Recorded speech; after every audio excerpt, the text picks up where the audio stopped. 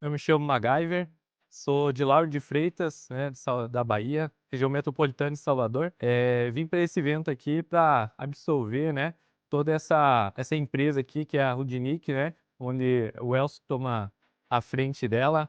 Essa experiência está sendo para mim excepcional, né, tá à frente dessa estrutura aqui que o Elcio criou e a gente poder se espelhar nisso, né, e crescer a nossa empresa também, né, ver uma empresa tão grande no nosso setor, onde a gente é envolvido por várias empresas do mesmo tamanho que o nosso, e achar uma empresa do tamanho dessa uma cidade pequena, né, é extremamente gratificante poder estar aqui. O que me motivou, né, estar aqui em Santa Terezinha, aqui na Rudinic, foi a necessidade, né, de crescer a nossa empresa. Então, Elcio e a Rudinic disponibilizaram esse evento, né, para a gente ter esse conhecimento e crescer a empresa, né? Então esse é o objetivo.